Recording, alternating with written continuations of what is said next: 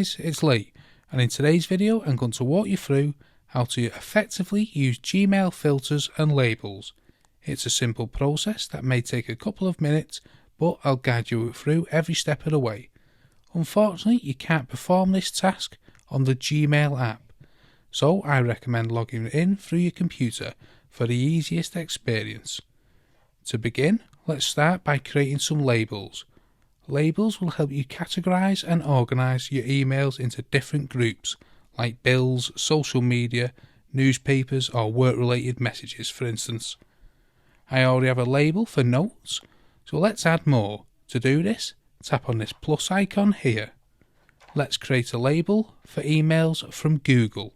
Type in the label name, which in this case is Google, and hit create.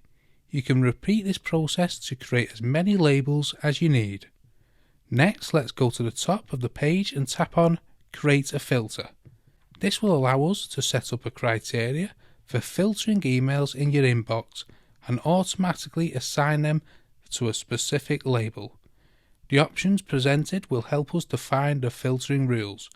For example, let's say we want to filter emails related to Google for the keyword Google in the subject line. You can also perform a test search to preview the messages that will be affected by the filter. Now let's move on to the next steps. The action to be taken. If you want the filtered email to skip the inbox and go straight to the label, you can enable the skip the inbox option. Specify emails to be starred automatically. You can choose that option as well. In this case, we don't want our Google messages to be starred, so we'll select apply the label.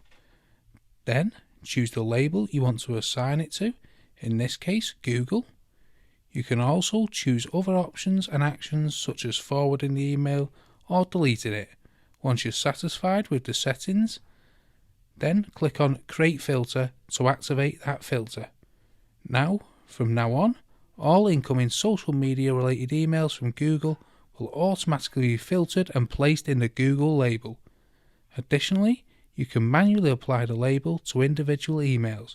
For example, if you have an email from Tech Leveler, you can select it, go to Move To, and then assign it to a specific label such as Tech. This way, you can easily organize your inbox. You can also use the other options like muting or archiving. If you come across an email that doesn't match the criteria of a filter, but you want to create a filter for a similar email, simply copy the email address, go to Create a Filter, and paste in that exact email to the field. Then apply the desired label.